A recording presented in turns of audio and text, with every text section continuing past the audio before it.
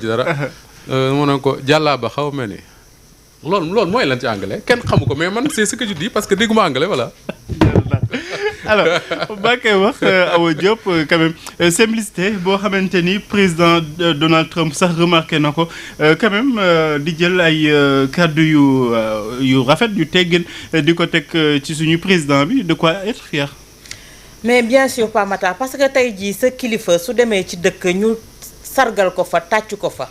yow mi nekk ci askanam bokk ak moom deret bokk ak moom li ngeen di làkk bokk ak moom yi ngeen foowandoo ak yépp Pape fierté rek ngay mën a am ci li ni mel. flatterie boobu également Pape mun nañoo jàpp ne suñu kilifa ni mu taxawee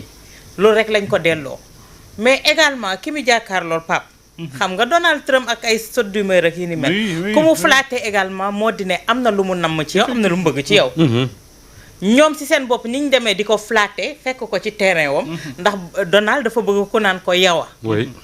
nee nañ ko yawa moom tamit delloo na ko parce que am na lu mu bëgg par rapport ak Donald Trump ak li nga xamante ne moom moo di tempérament am li may wax jamono ji Sénégal dafa nekk un pays attrayant fi mu nekk nii nekk un pays solvable un pays vendable Pape Matar ba nga xamante ne tey kilifa ak noo mënti toll foo demee sooy woote tamit ak ñu ciy boole ndax Donald Trump woowul Afrique de l'Ouest yëpp de woowul Afrique yëpp de daf ci tànn juróom ci ñoom juróom ñooñu ku ci nekk ci ñoom am nga spécificité bi tax mu tànn la Pape Matar looloo tax tey jii man jàpp naa ne dëkk bi toll na foo xamante ne nag kenn dootul toog naan Sénégal c'est un petit pays de par sa superficie peut-être mais c'est un grand pays de par son peuple mais de par sa richesse également Pape Matar loolu moom tey foofu la ñu toll et fu ñu dem war nañ fa mën a taxaw siggi complexe moo taxoon ñu naan Diomaye fu mu mënti dem ndax dina fa kii amul charisme bi amul kii bi ñoom la charisme sonal mais fi mu nekk nii li sonal askan wi Pape Matar mooy noo def ba suqali li nga xamante ne moom moo ci sa réew Donald xam na ne il a des intérêts ici au Sénégal mais également Sénégal xam na ne am na intérêt feneen Pape Matar te li may wax chaque jour dafa am benn langage boo xamante ne soo koy tenir ces dirigeants du monde ñoo xamante ne nit ñi li ñu xamoon autant Afrique li ma xamoon moo di courber l'échine devant ces peuples là wala devant ces hommes forts là tey loolu amatul Pape on se regarde dans le blanc de l'œil ñu waxante li nga xamante ne moo di dëgg da ngay fàtte yàggul bi fi président Ousmane Sonko génnee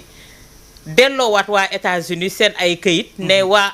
équipe nationale féminine ñëw leen fii ngeen préparé wu te équipe nationale boobu tey ñu ngi koy taggal ay raaya naan ko jërëjëf on est dans de bonnes conditions mais Pape Matar loolu bi mu ko defee Sénégal fii da ngay gis ay doomu Sénégal yoo xamante ne ñi ngi yuuxu naan daf ñuy yàqal dëgg la ni mu doxalee waru koo doxalee ba commencé di indi ay information yu erroné moom moo di lan USAID sax mer na dem or c'est pas vrai USAID au niveau des États-Unis si boppam lañ ko heureuse suñ ko heureusé au niveau des États-Unis la maison mère fu mu nekk ñu ne leen vous n'avez plus de droit d'exister Pape ñi nekk si yeneen territoire nu ñuy def duñu tëj seen ay bureau dindi seen dañuy rationaliser ñu tëj seen programme boobu dañu tëj seen ay bureau dindi seen ay pancarte ñibbi ñu ne non waxu Ousmane Sonko yi moo taxoon loolu USAID def ko et c'était pas vrai la véritable raison moom moo di ne ndimbal gi nga xamante ne Donald Trump wax na ko ndimbal dootul amati diggante Afrique partenariat commercial la maanaam rokki mi rokkaan partenariat gagnant-gagnant Pape Matar Donald Trump li ma ne wax defu ko ex nihilo moom moo di lan gis na instant bi pas de géant yi nga xamante ne Chine mi ngi koy def en Afrique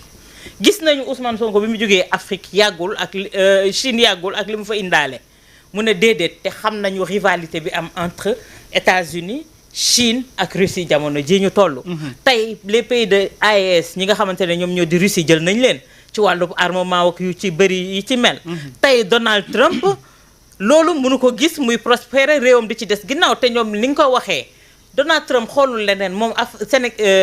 American first lay dund ñun tamit foofu la ñu toll di ko dund Sénégal first mais tey Donald Trump comme li may wax intérêt la ci gis bëggul tey jii Chine gagner du terrain par rapport à l'Afrique bëggul Russie gagner du terrain par rapport à l'Afrique tey Donald Trump s'est mué même en commercial taxaw naan leen soo leen bëggee ay ngànnaay ak côté sécuritaire fi ngeen toll ñëw leen ci man ma jaay leen xam nañ ne fi mu nekk Russie jël na marché AES bi c'est tout simplement yooyu ñoo nekk fi mu nekk nii en jeu ci li nga xamante ne moom moo di Afrique par rapport ak ces pays du monde ouverture boobu ñuy wax nag Pamata si foofu la war a sukkandiku mais ouverture boobu suñ ko amee égal nous on s'enracine sur nos valeurs mais également si suñu ay potentiel ak li nga xamante ne tey ñun mën nañ ko te bëgg nañ ko am pour suñu réew mel ni ces pays là Pape suñu nee gagnant fi mu nekk nii mooy 50-50 50-50 bi boobu naka lañ ciy àggee mooy xool naka la ñuy jaayee suñu réew tey tu vois des Sénégalais yuy reetaan ci ay détails yoo xamante ne Diomaye ni mu waxee Trump ni mu taxawee ak moom photo woog c'est des détails yoo xamante ne pour man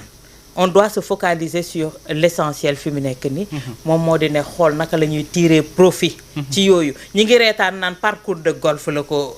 soumettre comme projet mais c'est méconnaître tey jii fan la ñu toll ci réew mi pas mu tar les grands pays soo fa demee dañu am ay parcours de golf yoo xamante ne ça draine des milliards tous les grands milliardaires du monde foofu la ñuy regrouper wu foofu la ñuy waxtaanee seen ay marché toogatuñu ci bureau kii ni mel mais soo amul yenn culture yi également tu vas t'attarder sur des détails et méconnaître potentiel boobu mën a am ci réew mi mais par rapport même également Pape Matar à la verdure que ça va nous procurer mais dañuy fàtte li nga xamante ne moo de l'aspect environnemental yow golf dadul sport baadoo la sax waaye yow man daal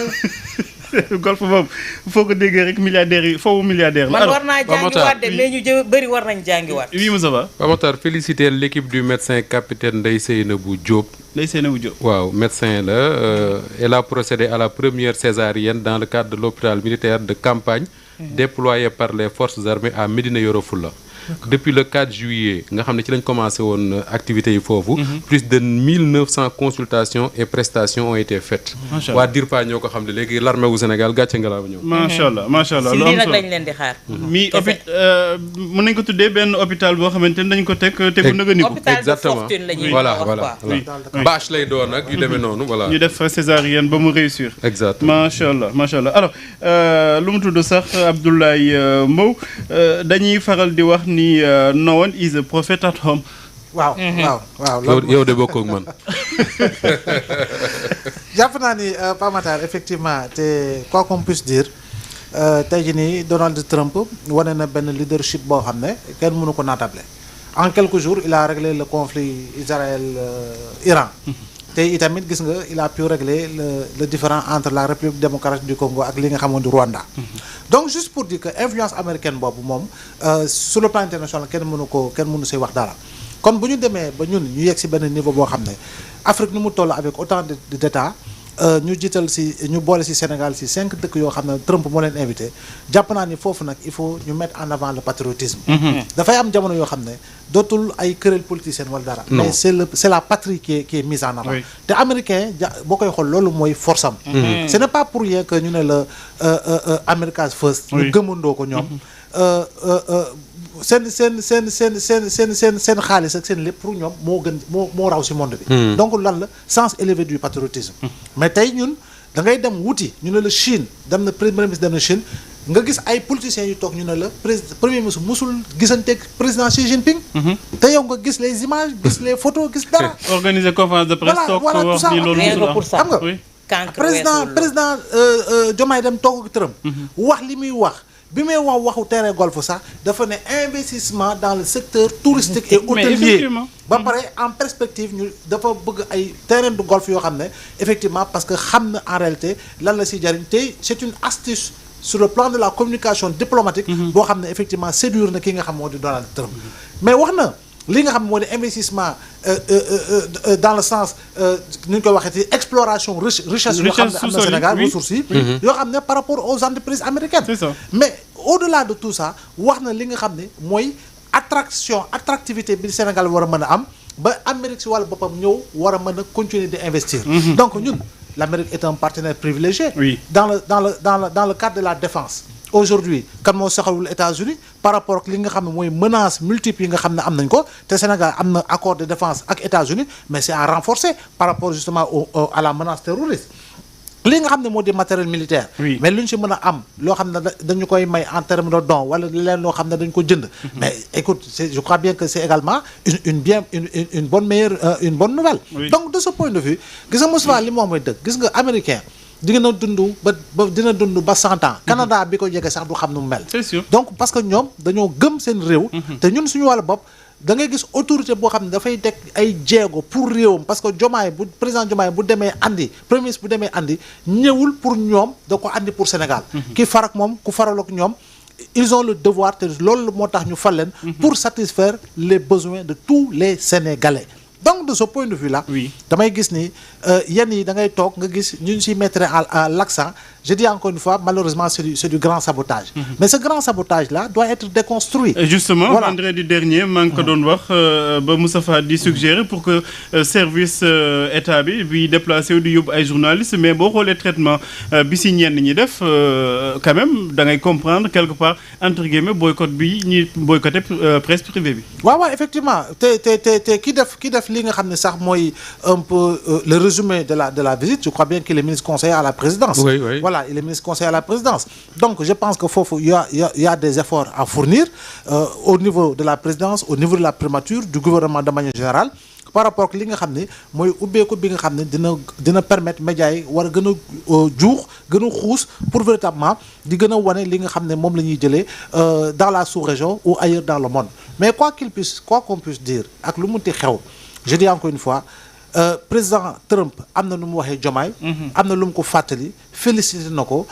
te itam déglu na ko avec attention et je crois bien que c'est le plus important. Donc retombée buy am defe naa ne Sénégal moo siy jariñu Pawatar. Aujourd'hui il y a un nouveau décaissement de la Banque mondiale. 57 millions de dollars. 57 millions de dollars xam nga pour lan. Pour impulser l'emploi des jeunes. Pour créer les conditions d'un investissement beaucoup plus conséquent mais également pour gën a jox ndëgërlaay secteur privé bi. Donc je dis encore une fois loolu ça ne doit pas passer comme ça inaperçu parce que lépp lu soxal l'impulsion de l'emploi des jeunes jàpp naa ni lu ñu war a bàyyi xel la lu ñu war a insister la non en tenant compte que voyage yooyu yëpp amaana yooyu yëpp dafay nekk retombé par rapport ak li nga xam ne mooy dugg ci Sénégal te bu duggee ci Sénégal jàpp naa ni nag kenn du ko jariñoo ku dul sénégalais. Donc je pense que aujourd'hui plus que jamais li nga xam ne mooy voyage bi li ñu fa jëlee jàpp naa ni c'est ça le véritable débat. On ne peut pas dans un pays tenir un pays en otage pendant pratiquement 8 jours. Sur ay confrontation de deux opposants yoo xam ne kii wax na lee wala keneen wax la pendant 8 jours ñu bëgguñu en réalité sur tous les plateaux que mu nekk le principal sujet de débat alors qu'aujourd'hui il y a l'hivernage qui est là. Qu'est-ce qu'on en a fait? Lan la ñu préparé pour def ko lii nga xam ne moo di wàllu mbay mi semence yi fan la toll intrant yi fan la toll et cetera parce que hivernage bi dugg na et cetera mais beaucoup insisté si li nga xam ne moom la président yi yóbbu woon États-Unis pour jëlee fa dara ku nekk bu delloo dina rendre compte dëkkam